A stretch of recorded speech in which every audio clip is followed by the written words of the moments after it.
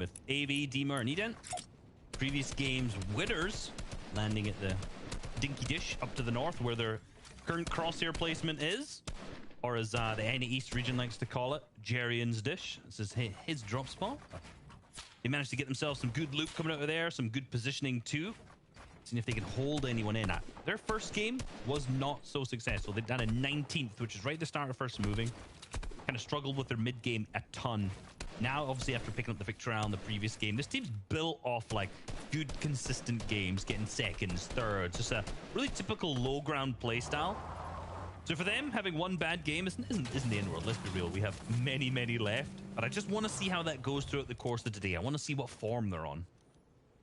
Yeah, honestly, I was just gonna say, like, I'm surprised Auspis and Visuals didn't walk away with the victory royale. They did get third place. They managed to pull that with 7 eliminations because they had the high ground. Like zone 7, they rocked it out. So for them to pretty much lose the battle for height up against the team that bounces way back in Deemer and company is very impressive for them to fight for that one.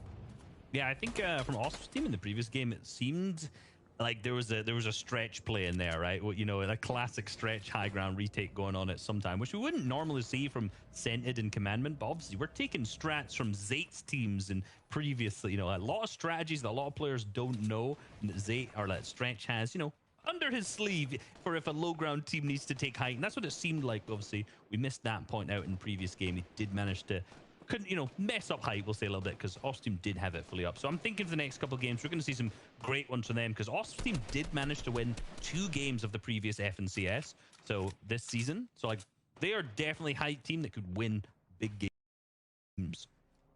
Lem, TK, and Ackerman almost open up a big key firing onto D-Roller there, but he does manage to just be in the right position there to not get punished. Lem, TK, and Ackerman very desperate and hungry right now for the tags here. Do notice that 0 elimination here. Already halfway through the material count. Fully committed to the position they've put themselves in here. 93 still up. 93 still up. This is, I say this almost every NA East broadcast now, but I'm going to say it again. Game 1, incredibly stacked. And it was.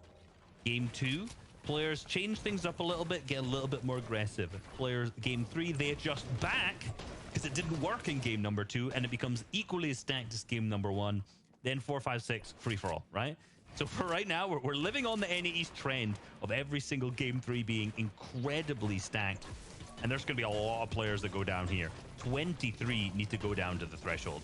And it makes sense because when you look at the top 10, you know, there's a rare few amount of teams that actually have had 2 decent and or good games. You know, by anyone's book, there's squads like Deemer that had 19 for like top 20 basically fall so early and then come back with a victory royale. And same thing, top 5s and then like 21st place, right? For like someone like Commandment, for example, in their trio. So yeah, the strategy shifting has to happen here if you want to stay in the running. And no team's been mega consistent outside of Bugha and of course Kobo's trio. Yeah, for first trio, they've done around 350 damage, but only 52 above the threshold. It's not going to be enough by any means to keep them going. They're going to have to keep tagging, and a lot of players are thinking the exact same thing right now. A lot of players are sitting here going, we need to deal damage. Teams are going to get desperate. You're going to see a lot of box dives. That player count from 93 will drastically start dropping down to till it gets to 70. It happens every single time. And right now for Cobalt's team, they're below 2 games in a row. Rough 2 games for them so far, but can they continue to get active here? Shots are coming in. They continue to slip down low. They're going to pop the chili peppers. Does this mean they want to go for the face-to-face box dive here? It seems like it because Skittles was only firing as a solo. They recognize that little weakness here. And look at this. Users and company did not see them push out. This is going to be really bad if they don't pick up this information here soon. But no, instead, they're not going to take the fight. Skittles leaves the box as well because he sensed threat the way I thought the threat was going to be coming in towards them. But looks like it didn't even happen that way. Really good rotational plan from Spark and Aminish. They kept ahead while Cobalt kept a little bit behind because he knew that that team was split, right? We saw that Spark and Aminish started to push their way on all the way up, and then he was going to take advantage of the rest of the team pushed, which they did, but unfortunately Cobalt's going to get the big beam back, and Bush ain't going to save you from much. I like the strategy. Obviously, unfortunately, for users and Justice didn't peek when Cobalt was looking, and now they're peeking when they do not want him to, him taken all the way down, and that means that the threshold's starting to raise up because other players are starting to get the tags now. They're going to have to rotate through the zone. They might be rotating into something lucky because Savage has lost a player down below. Now they managed to get the pickup onto Jayth, actually. Will the shots be able to connect here from Cobalt? There it is. The big one comes down onto Savage there, picking him up. The charge being held, the player down below. That's his wall. That's his edit. He's going to try to go. Oh my gosh, the pre-fire. Another knock that comes through. The big spray comes out. He's down to 16 HP. The zone's starting to tick him away, though. He's got a time limit. That's not his finish. His finish is right there. He needs it. That's it. He's got the siphon to keep him in, but so many players around him there. The time's still ticking. The zone's still moving. He's got to get to a good spot. Look at this. They are barely above the surge, even with all that activity, showing how much they needed to actually put down as far as the damage went. And there are still 15 other players that have to fall here. Luckily for them, they are going to pick up some loot as well. So as bad as that may have looked, I think they have just enough to continue to stay in the game here. There are plenty of other trios nearby, though. They do have to be careful. You can hear the shots going on. I think they want to continue to push and keep the pressure here, essentially. Now looking to break their way through. Users is up above. Nothing. Trying to third party this fight is Mega's team's just been picked up right there. They can hear that. Skills that have done so. Now Jay's team is moving into third party that as well. Cobalt's trying to decide what he wants to do. Yeah, they're going to get investigated in this. They're going to get involved. They're going to start trying to hit the shots, see what they can do. Cobalt now splitting the materials, seeing what they can get involved here. It looks like they don't necessarily know what they want to do. They're a little bit hesitant. They're trying to box out. They're trying not to get focused. I think they've noticed the knock. And yeah, the zone's going to start to move now, so they're going to start to dip. Cobalt had no intention of jumping in that fight. They're plenty above the surge. Teammates trailing far behind. Now Mikey's team is the one that ended up victorious from this, but Jamper's team's rotating on the side there. Yeah, interesting call there. They get away from the opponents on the side, right, of the zone that was pressuring them before, but then ultimately they have to end up going right into the zone here, and they are amongst just a cluster of players looking to do the same exact thing. All that fighting, and not a single launch pad either, and it doesn't look like anyone back here has one, so a little bit of a bad call for them. No, Cobalt tries to pull up some loot. He gets the flopper and the player in the process, I think, at the same time. Not sure what happens there, but hey, that little extra heal is going to keep him alive here inside the storm line. Mind you, next zone's going to tick for 5, so he needs this siphon here to stay in the running. Doesn't pick it up. His teammate does as well. Can he continue to make it? Oh, they're so far behind here, Reese. This is rough right now. They were so ahead as well as far as points go, and look at this. Shut down early. Where will they fall? I think just outside of the placement points. Yeah, I don't think they're going to be able to get too much in this top 24. They managed to get some placement points, so they're okay, but they're not going to get up into the top 17. Those next placement comes through. Aminished has managed to pop the med kit, but he's by himself. Realistically, he's just going to try to stay alive do what he can. He's noticed the launch pad comes next to him, but Jays is right there. Will he notice? No, no. Has managed to pick him at the back of the zone, and a little bit of an awareness check needs to be done onto Aminished. Jay's also now going to struggle on the back side of the zone. Really not looking good for a lot of the teams who were stuck in that congested side. It was the north zone, which makes it rough. Deemer now picking up an elimination too while being tagged. Won the previous game. They're still back in the game though. They got them above the threshold. Plenty of materials to their name, but no heals. Yet again, this is just always what's going to happen when these games are super stacked and you're not putting yourself in a good position to get tags. What a ridiculous just streak of action there, guys. All that just to make it to this mountain that we all sort of began the story here with over at Pleasant Park. And finally now, there'll be a slight change of scenery as we get to the north side of Pleasant. These teams haven't quite had the issue to have to rotate as far. They're looking okay. Being a north side team. A lot of the teams are rotated early. We know the OSP's team is on that far west side. They're currently in third place, looking really, or fourth place, sorry, looking really strong. We know they're on height. This is a rough rotate for Miro. Jukes and Bugha as well. Remember, coming from Misty, are current leaders. A lot of the south teams probably going to struggle with that. Here they are. As I call them, they appear on screen. 51 builds in a rough engagement on the south side of the zone with all the congestion. Probably to no surprise. No eliminations to their name. They're gonna, yet again, have to get an elimination. Get a refresh. And this is what we saw from them this season in the FNCS. Repeatedly getting refreshes in the 5th zone. Sometimes successful, sometimes not. Obviously, that was when didn't have Dukes, and that was a huge tags going through from Bugha, but didn't seem like it actually ended up in the elimination. Yeah, that was mega unfortunate. Collectively, they have a total of 2 minis and a single med kit on this trio right now. Just giving you a sense of what they're working with here, or how much they've used just to get to the mid game. And also, all of their material, a third of what you can have as far as the maximum count here. So very, very difficult position to be in for our Sentinels. Bugha right now, 100 damage above the Surge, largely in part due to that headshot that he just picked up with that that sniper there. So this game's not looking too hot for them right now. It's not. I was about to say, I want to see a team with good positioning, good loot, and that's probably Slem's team. 84 builds him, great heals and the launch pad. They're a current third place team. Look at this, the gold pump in the inventory, roughly around 50% materials there. Everyone has roughly 80 builds, tons of loot. Like, this has got to be some of the best in the whole lobby so far. We'll see that next zone pulls max for them though. Yes, you know, you can't get all the good luck. Let's be real. Yeah, but this looks like no one's really paying attention to them. I do wonder if this is the place where you burn a pad. Are they thinking about it? Will they go for the ground rotate, as no one is honestly focusing on them at all here? They might be able to get away with it. Complete free rotate down the left side here. Take a look. Even Voyo and company are not paying attention at all right now. It is right now, but you got to remember, we know all that congestion's on the south side.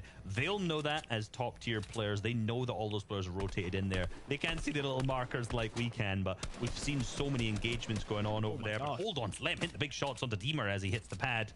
You got to think, usually you're waiting for another team to launch pad at this moment, but no one's padding because they're the only one. They're going to hit the short pad, and here we go. Here's the focus coming out from Voil's team. Yeah, Ackerman's already beamed down to white, almost picked up at the same time. They're going to insta-build in metal to make sure they're safe. They may have to hit a double pad here around this far side. Slem, no, gonna opt to just take the wood. They're gonna potentially go through these old builds. Risky play, but chances are most of the people have already rotated. Yeah, they're gonna have to play your pumps out here. You cannot risk just having someone else in your face, but seems like it's gonna work out for them so far. Don't want to cast a curse to them, obviously, though.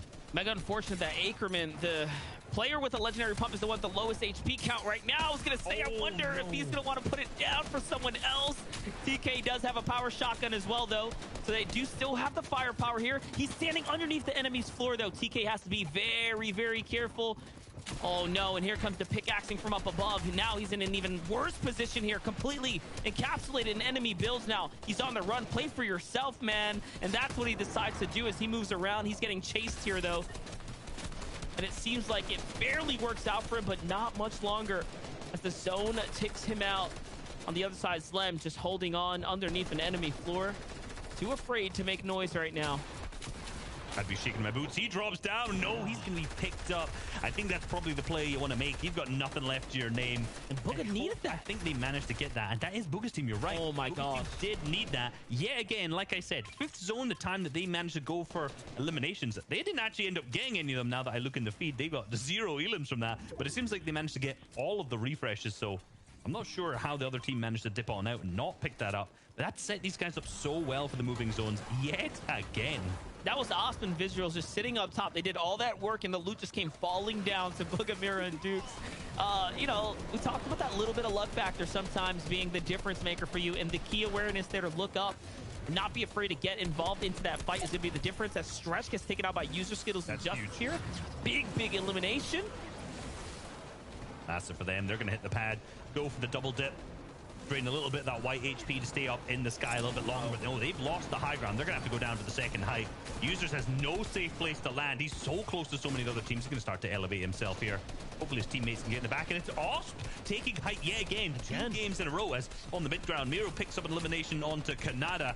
They get the first of the game. They're still 114 below. This is critical for them that they managed to get up above to see if the reigning FNCS champions and ex-FNCS champions, the Duke, can keep up their first place lead in the Grand Royale.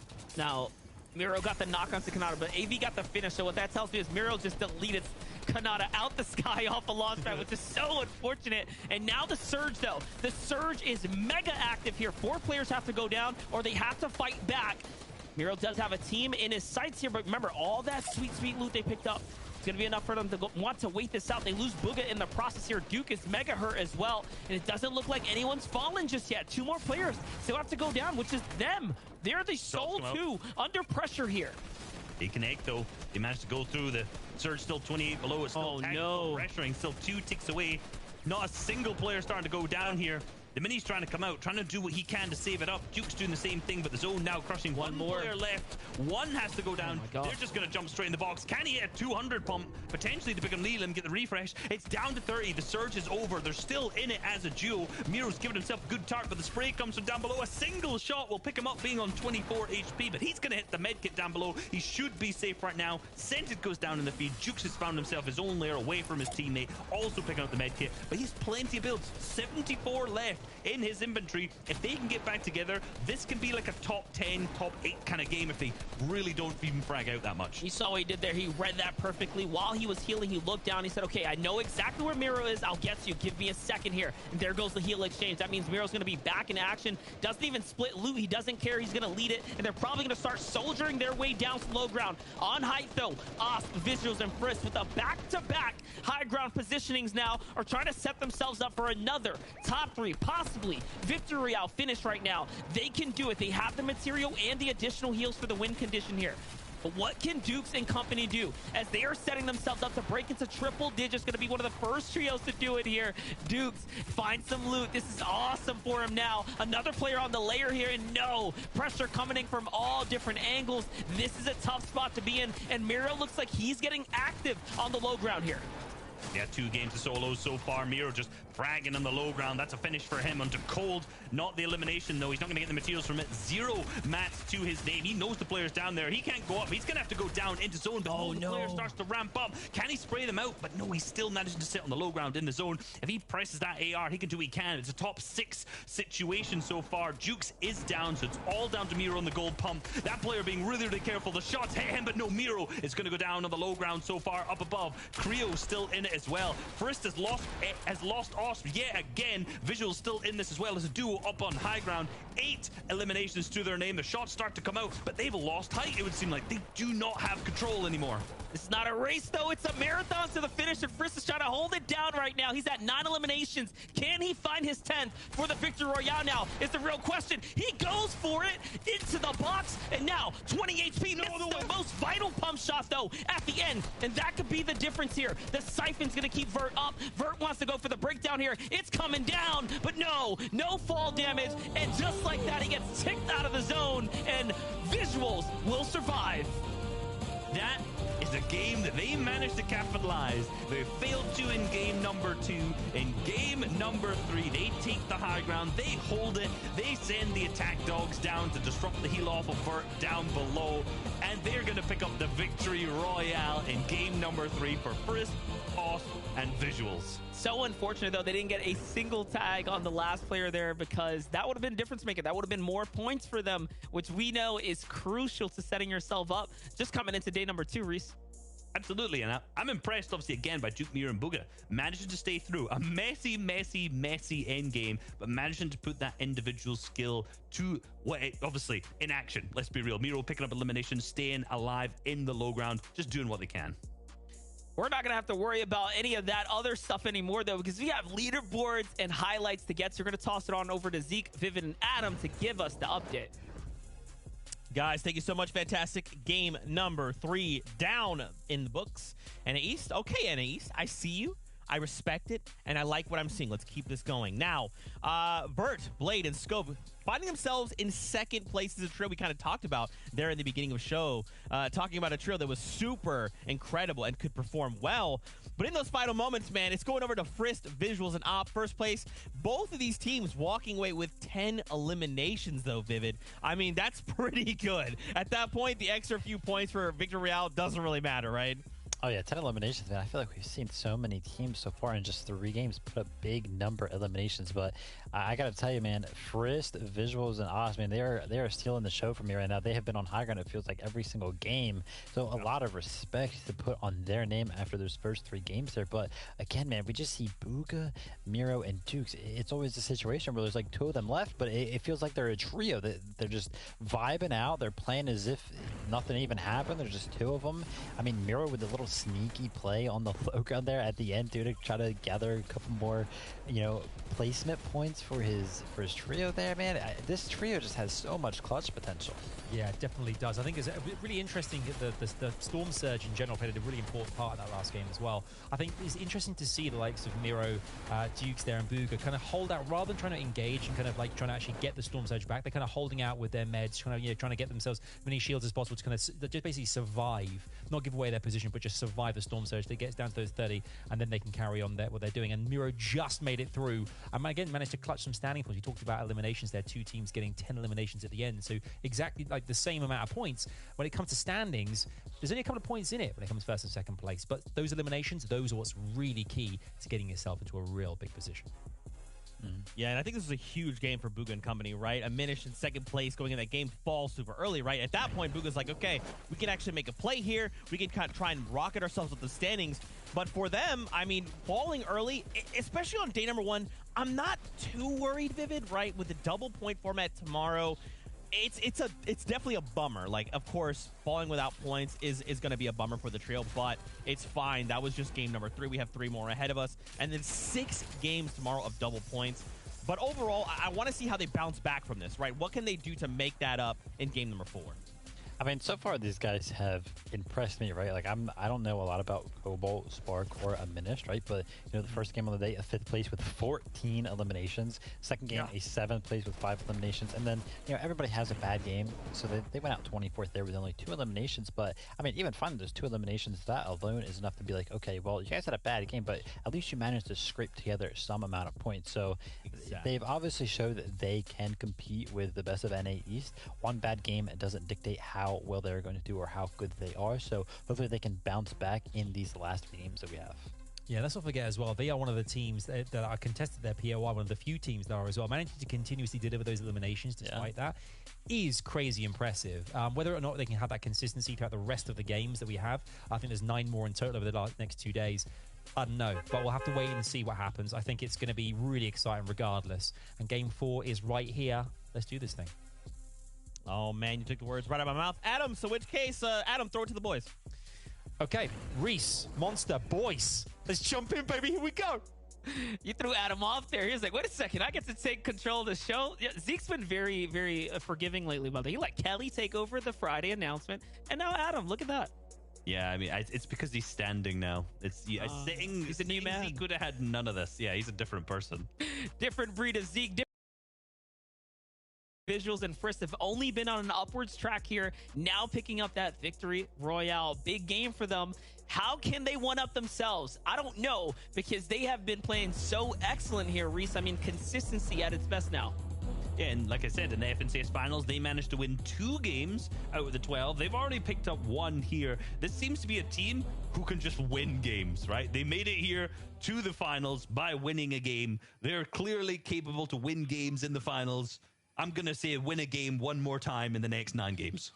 Now, I do have a question, and maybe we can give the production crew in the back some time to think about it, but what game did Ops, Visuals, and Frisk win? Were they one of the trios that it took forever to pull in that victory royale, or did they just punch out early like Bugha and company? Because if they do just have it like in the bag to win, I mean, let's just talk about 2022 for a second here. They might be a team to look out for. Yeah. I mean, it's duos, so how many of these teams going to pair up? How is it actually going to go? But if you're this successful, like, surely you've got to think that you're going to team up at some point. See how it works out. Muzz, Joji, and Rokane being the focus of choice here once again, and just give us an overarching view of how this is all played out. Doesn't look like it's looking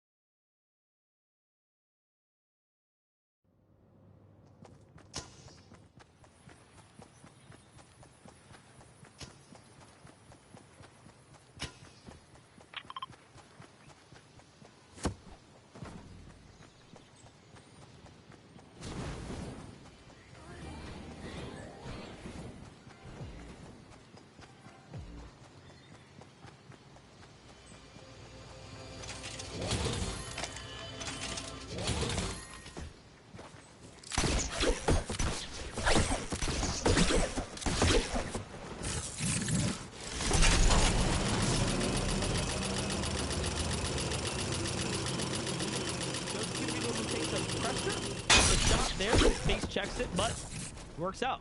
They're all alive still. Let's be real. There's 30 chests here. That's not worth splitting. It's not worth fighting for. Hey, look over the replay in Risky Reels. The Oh, pickaxe gosh. comes out in this fight. That's a 1-1. We've seen 2 eliminations. Jayth now also starting to go down. So after they're winning the first game, well, not the first game, in the second game, game 3 and 4 seems to be not necessarily going for the way of Jayth. I'm trying to scroll down here. Let's take a look. A 32nd, a 33rd, and then a 13th. So that last game for Mudzy, MNRR, and Uden, they actually survived the drop and a pickup. Good amount of elims, right? They turned something into that game. So showing a little bit of a glimmer of hope here for that trio. Now they win another early game fight. Can they pull somewhat of a cease situation like last season where they were contested and still managed to pull a top 10? Tough ask, but as we know, not impossible. The difference, though, is that Cease's team was doing really well uncontested on the first day. So they were doing already really good, and then contested started to kind of, flounder. They kind of went down underneath that. So I'm wondering if they can catch up, if they can do big. I've not seen any signs that these guys are going to clutch up big time yet. Unlike Osprey and Visuals, this is the classic strat for the teams landing mid-map. You land in the gas station over to the right of where they are to the east. You harvest all of the metal here. Then you rotate into the pyramid or cube town, whatever you want to call it at this time, to get any leftover materials if you have time. Often, because it's hard materials, those metal takes so long to harvest, you just kind of get stuck there and you don't even end up rotating into the pyramid to get all the extra loot. But it's always worth going past because there's so many floor spawns. You can get so many launch pads, and that's why this team's able to take height so frequently, because they have the mobility to do so. And just touching on Cease's trio really quickly. Last game was excellent. 4th place with 10 eliminations, jumping them way into the top 10 finally. Because their first game, they were taken out at 27th place. So rough start, but wait for them to kind of hold on and fight their way back in. I was expecting a faster start from them, to be honest. I wasn't expecting 27th in the first game, and then a 10th with 4 eliminations is pretty good in game number 2. They were really good in that first day when it came to the FNCS finals this season. Only 3 weeks ago, so you'd think they were still on top form. We'll have to see, right? They were 6th after that first day. They did have a couple stinky games now I look back at them, so potentially we're going to see a repeat of that. Here it is, that uncontested drop spot. We talked about, was it Flu Cam, right? That was kind of battling them here. They've mixed up their drop. They found a lot of friction in the field, so it seems like they still have managed to find somewhere that's completely free. Yeah, if you take a look at the map in the bottom right, it's a little bit different. I'm zooming my own face in here. There's not that many teams around them at all, right? There's teams near Believers Beach. They have a long way to rotate the zone. We see Cold and Elite are up in Shark right now, and this is a far rotate. You've got to think, with 93 players still alive, like, man, they got to get themselves deep into this zone. This next zone's probably going to keep pulling further east as well. So, man, they have to get moving. Moving and shaking at that moment, because they're probably going to struggle. This already, despite the fact they got good loot, is set up to be another 27th. Yeah, and just look at the clock, right? It's eating away here. The zone's already moving, so the fact that they haven't gotten any surge, I'm assuming, because of the fact there's no teams are there, they're already outside. I mean, they're going to be the team that gets focused or farmed on the way on in, especially if they're coming in hot in a vehicle, which is going to be a dead giveaway to the positioning. So looks like D-Roller, Charlie, and Spegu have had a bit of a tough time after game number 2 already. Yeah, kind of slowing down here. I think we'd see more from them after that. We obviously saw some of the struggles. But what I will say is that their positioning here is not what I would expect when I'm watching how Kemi Seatik plays this. They're usually up on the highest point possible. Or they are on the highest point possible. Sorry, I'm just wrong. Doesn't matter. They're playing it perfectly. So hopefully they've got good tags. Yeah, that's what matters most. That's kind of the key to the split position for the split drop. Not to mention they do get zone favor from what we last saw. So it's very much kind of like in this northern-ish area, somewhat center, which is going to be good for them. That leaderboard on the left, though. 108 points. You can see where Ost's team is. Duke's team in second. And Cobalt's team in third still. AV's team catching up. And then Zlem's team down below, too. You see the kind of more veteran teams in first and second so far starting to gain that lead. And I'm wondering for guys like Cobalt, who's not as experienced in this kind of lobby, if their big 14 elimination game to start things off, maybe, I don't want to say it was a one-off. Obviously, they had a good second game as well, but potentially they're not going to be able to keep that pace up throughout 2 days. Yep. That is the key to this whole thing is the pressure that starts to set in when you realize you are up at the top and all the eyes are on you. And you look and you go, man, that first place prize is $285,000. Big money. And then you start to shake a little bit. That's life-changing money to win at the end of the 2 days. And some of the some of the less experienced teams, I mean, they're not used to that kind of pressure. If you've been to an FNCS finals season after season, like guys like Muzz, so it's obviously not up at the top. Like Miro is the 2-time champion. You got Bugha, obviously World Cup champion. Jukes won in FNCS in season 7. These guys are experienced. Same with Os, Visuals, and Frisk. They've been around for a long, long time. You know, I think they're probably going to be more calm and cool and collected, unlike Cobalt, Spark, and Minish. But you never know. Maybe they could just be hard as nails.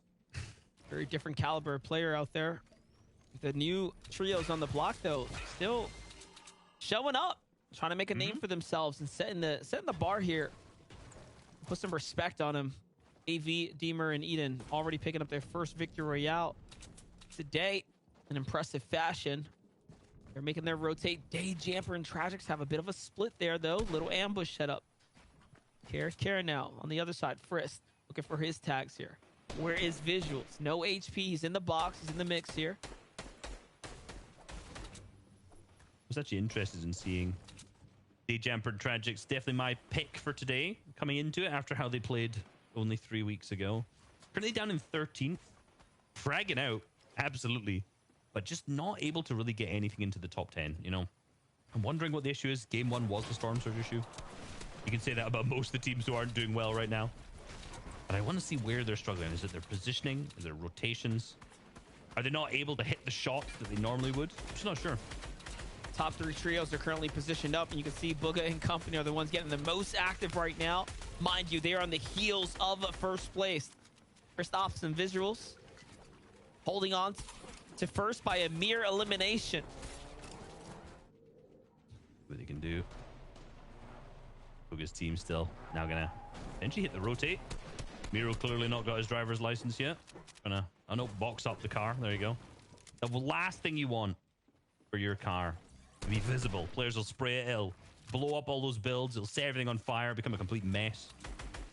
I actually like the strategy where once you've used it to rotate into third zone, you intentionally jump out a little bit earlier and let that car kind of roll away from your base. So that if players spray it, it'll potentially blow up someone else's base rather than yours. As I accidentally did to my good friend Coach Harry in a solo scrim, where I jumped out of my car and threw the car into his base. He was then server focused, and it was not a successful match for him, whereas I came 5th. So just putting it out there. And that's how Reese discovered the strategy, guys. You know, That is quite literally how I discovered the strategy. This can work. We've seen it done in real time. I can attest. Yes. I've been there, done that. Another notch on the belt for Rogue Shark now, though. And Creo, oh no, 2-man operation, no Knight below the surge. A nightmare unfolding here for him as he has to figure out a way out of this zone here. Are you trying to set up a launch pad? What is he doing? Okay, he's trying to find his way to some loot. Possibly his teammate's reboot card is the thing that makes the most sense now. He knew something we didn't. Got the 6 chili chug splashes. Oh, Okay. he was throwing his chili chug splashes away. I was about to say, he's got the 6 chili chug splashes. No, he does not. But he's chucking them on the reboot van so that he can try and get Knight back into the game. Not sure where Creo is here. He's actually the one rebooting. Okay, so he's throwing all of those additional heals so that his teammate can heal up so they can keep as much in the inventory as possible later on. Smart play. Very, very smart play from veteran players like this. But they're going to have to figure out now what they can do to rotate through. Creo, Knight, and Rogue Shark currently in 7th place coming into this with a 3rd place in the previous game. But that positioning on zone is not looking good. They're just ever so slightly above the Storm Surge there. Saf is going to find himself an elimination in the feed. Nosh is going to find one as well. Blake's down and out. Shots are going to come in towards Bugha now, though. As pressure begins to set in. It's just game number 4 here. Nothing worse than running with a grey pump in in-game, outside of running with a grey lever. I'm actually interested to see what Bugha has in inventory, because usually if you're tarping like Bugha is, you're usually giving the shotguns, the better shotguns, down to the players playing at the back of the tarp like Jukes. So unless Bugha has like a grey pump, then I don't know. But we must say Bugha's been fragging out. With this highlight here, sit down Bryce as Frisk finds a massive shot there. And keep in mind, that's our first place team, guys. We're hinting how Bugha, Miro, and company can go ahead and sneak their way on up. Look at this. In the zone still. Going back. Heading further in. Wait, this is terrible. Oh, no. These are current leaders right now. Creo's team jumping straight in. Rogue Shark picked up. Night starting to tick away. Creo at the same time Oh, picked my. up that 3 eliminations. 3 free eliminations at that for Frisk, but they've lost visuals. Now that's 6 eliminations total. They've had 2 full trio wipes in the back of the storm.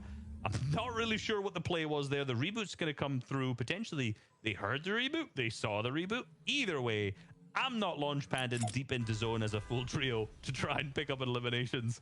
We know how that was going to end up working out, but for us, they managed to get visuals back in it. They have a launch pad there. It could be risky trying to get back into the zone, but they should be okay. Whereas we go over to Bugha, Miro, and Jukes, who are now below the threshold. While it's active, getting tagged, 4 players still need to go down. Oh my gosh, and unfortunately for Miro, that he could not find the angle there to find the tags. Just a few have been a difference. And there it is, another major key player down as Dukes is going to fall. Bugha is just about to be is going to come through, but the clock is ticking here, ladies and gentlemen. Our leaders in the space right now of Miro, Bugha, and Dukes, our second place holders, are about to fall to Storm Surge in another tick.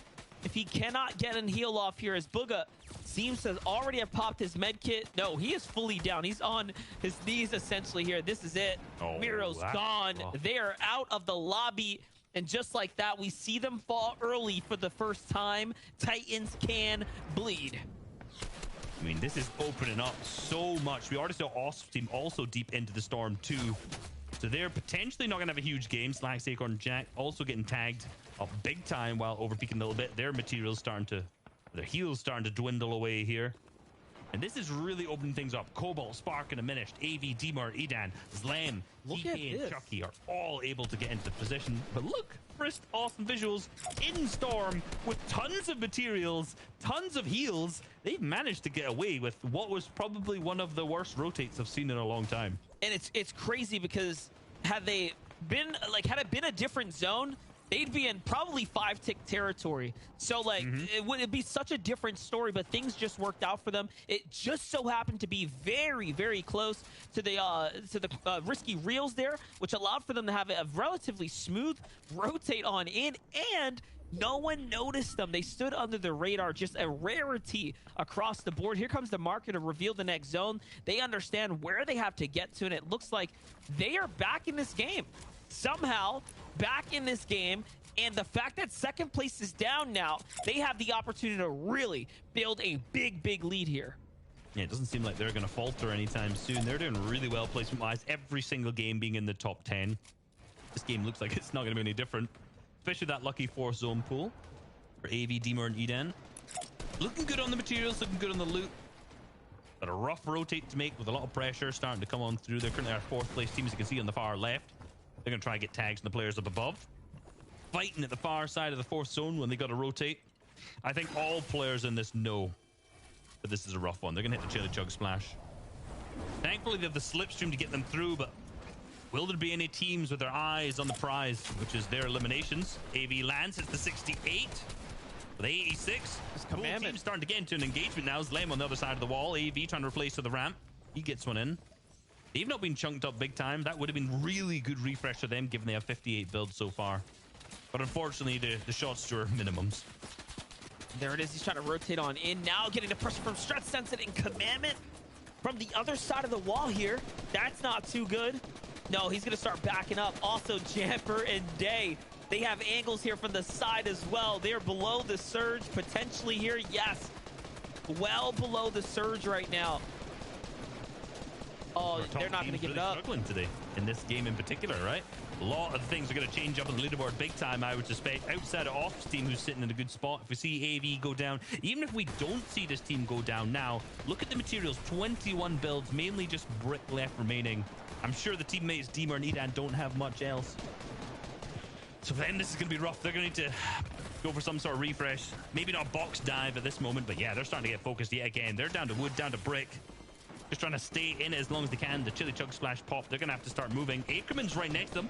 Could jump into the box.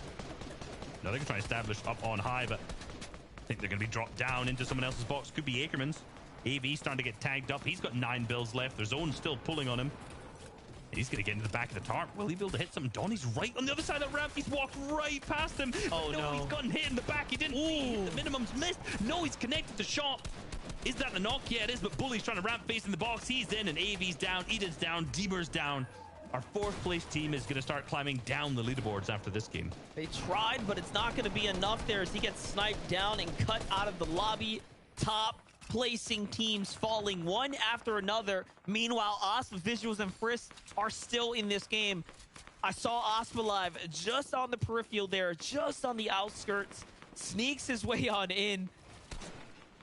What a game so far, as things are really going to start to change here. I mean, if you're Sensei, Commandment, and Stretch, you're happy. You're excited that these top teams are falling, but it's still in the hands of Osp, Visuals, and Frisk. Finally now, they get taken out, though, to the hands of Slacks, Acorn, and Jack. So Osp was alive by himself, barely holding on, and now he is also out. This is going to really open things up for everyone else now in the standings. Yeah, we got a quick update. Our top 4 teams are all down in this game. 5th team still in this, which is Lem, TK, and Chucky. Slacks, Acorn, Jack, you're watching right now, is in 6th.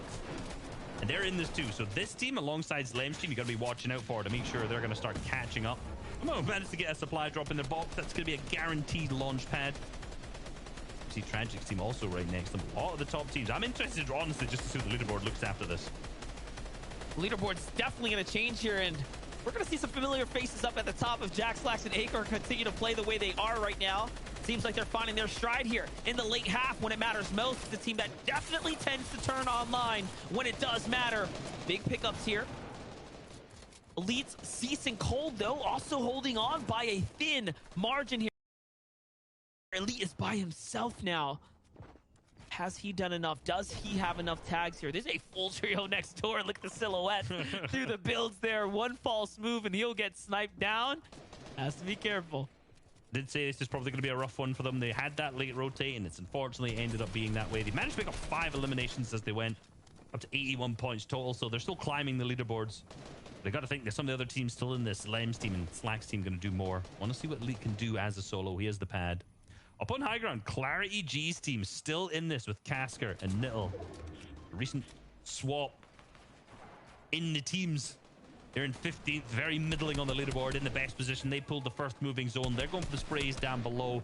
They're set up for a victory royale so much. No one can pad up onto the height that Clarity G's on. He's on such a good layer. They just got to make sure they can claim it at the front side too. Clarity G on high ground. Nittle and Casker here. 2 eliminations. This could be a massive game for them. If they can pull home a victory royale and a couple more eliminations, they will be sitting up inside that top 5 position potentially here. Remember, 1st and 2nd place being completely out is completely up for grabs now. It's very much a realistic position that's put in front of them here. Can they reach out? Can they grab this opportunity they've been given? We're gonna have to. The beaming the players at the back. They're hitting the pad. They scuffed the pad. Who is this? Which players is this? We weren't able to hit that properly. Nittle's managed to hold all the way up onto height. The first moving seems to be there with Clarity up on the ultimate high ground. Down below, Slacks, Acorn, Jack. Still in this, but no, they've lost Jack actually, but they're still looking up. They're going to shoot out the ultimate height team, which we know is Clarity G so far. They're going to keep tarping on. And are they going for a height as a duo? No. They're going to be hitting that launch pad. These must have been the players who were sitting in the back of the zone who got beamed, and that would have been slacked down. They're going to make sure they claim that low ground, see what they can pick up. But as a duo, this is going to be so rough, and they've lost Slacks as well, so it's all down to Acorn as a solo. He's spotted the player, he's dropped him down, but no, he's chunked Acorn back in return. 8 HP to his name, but he's going to have to pop up the minis. Still 41 builds, but they're all wood, so he's going to get fully focused if he gets boxed up here. That floor is not his. He cannot sit on that box. Acorn by himself, almost top 10. He can see it in his distance there, but he has to stay alive. He has to stay up and running. This mech hit's going to be the difference maker to definitely give him the confidence here to be able to pull home the clutch. 18 builds, 12 builds now, gets behind an opponent. The sound wasn't there, but he hears it at the very end. The floor break comes through. The gas and the switch up there. He goes back for the fight. Beautiful shot, and Acorn is alive here. He puts down Peterbot, who arguably has one of the best reaction speeds that we have seen to date in recent times, but Acorn is showing him, hey, I'm wearing the crown today. Yeah, he's looking more like edgy with that kind of reaction speed so far. Aegon still in it as a duo. 2 eliminations to his name. He's going to pop the medkit now. He's gone from 12th as a duo, and he's clutched up till 9th place so far as a solo. This medkit play potentially going to take him even further into the zone. We saw down on low ground, Sentence team having a fantastic game, still being a full trio, claiming the front side of zone. The classic playstyle we see from Sentence Command and Edgy, but for Aegon, it's pumps out, it's angles held, it's every shot connected, hopefully, and will he potentially even play the medkit here? He looked like he was taking a tag. The 40 comes through onto the pre-fire onto the wall. This launch pad not going to take him anywhere. I'm wondering if he wants to take that zone tick to go down to 90 HP so that he can then play this medkit. Yeah, there it is. He's going to potentially go for the medkit here. This might be the right time, but no, he has his own builds to work through. He has his own space. He's trying to cut things through. It's still top 9. Not a single team goes down. Muzz goes down in the feed, though. Down to top 6. Oh no, the false medkit there though. He makes a mistake and now he has to get ahead here, buy himself some more time. Can he do this effectively here? It looks like he is just in the right position to go ahead and get this medkit off. Now the later he can pull it, the better, but he has definitely put himself in a risky position. Mars is right above him. They're gonna get caught out. Onto his lair he goes, but he does not find the shots. He gets shut down. Commandment and crew also get completely taken out. High ground still being held here by Clarity, Niddle, and Casker. They are looking for the win on the low. Justice Users and Skittles are still in this game here. Keep them in the story. Keep them on your top of your minds, because now at 90 points, they are surely breaking into the top positions. I think so. The team on height, who are usually there, down on the low ground. Ackerman still in the mid ground. It seems to be as a full solo. He's going up, hits the 108 onto the player. I think that's Casker up on the height. He's got the wall, but no, the shots come back. Ackerman now picked up to Clarity G. It's a 3v2 situation up on the height. Clarity G, Nils, Casker going down, but the sprays come out. The drop down, the 190 comes through. The max damage shot. It's a 3v1 situation. And wow, all over. Nil, Clarity G, and Casker are going to pick up the victory in game number 4.